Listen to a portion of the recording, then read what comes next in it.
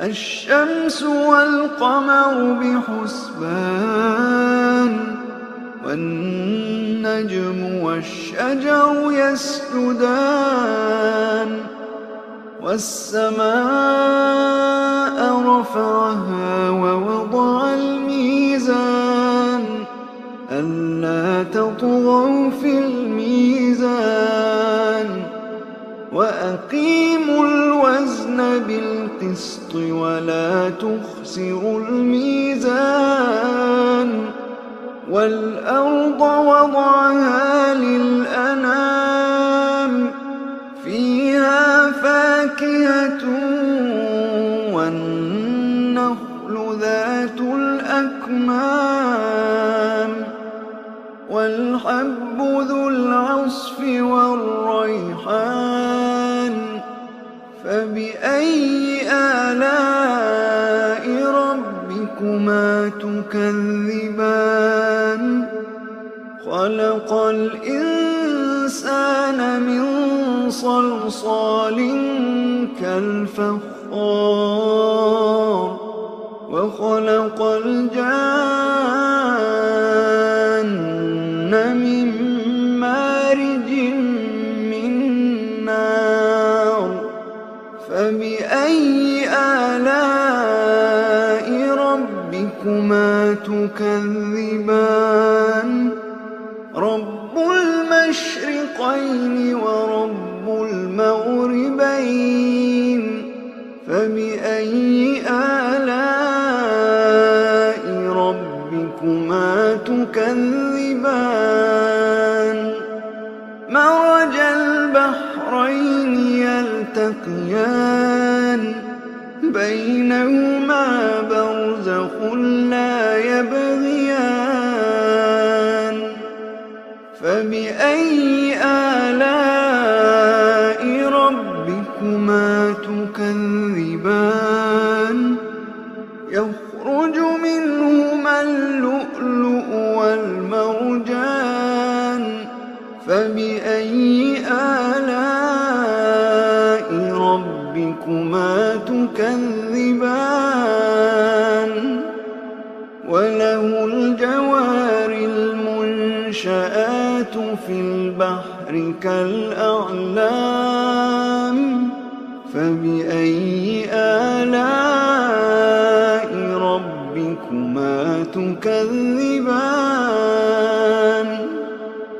كل من عليها فان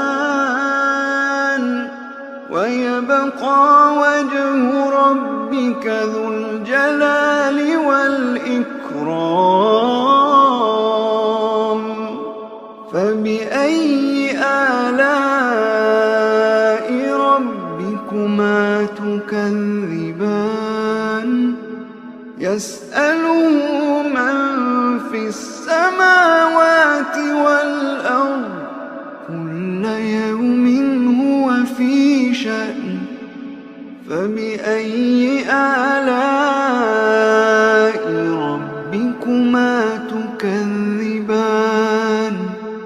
سنفرغ لكم أيها الثقلان فبأي آلاء ربكما تكذبان يا معشر الجن والإنس إن استطعتم أن تنفذوا من أقطار السماوات والأرض فانفذوا لا تنفذون إلا بسلطان فبأي آلاء ربكما تكذبان يرسل عليكما شواظ من نار ونحاس فلا تنتصران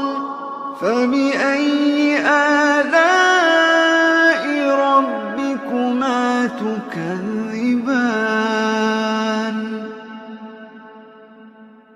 فإذا انشقت السماء فكانت وردة كالدهان فبأي آلاء ربكما تكذبان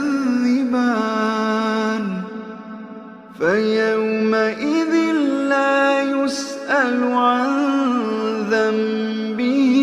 إنس ولا جان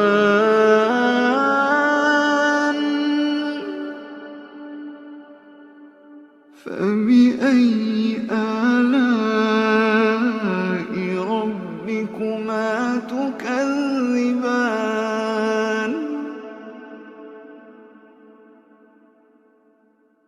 يعرف المجرمون بسيماهم فيؤخذ بالنواصي والأقدام فبأي آلاء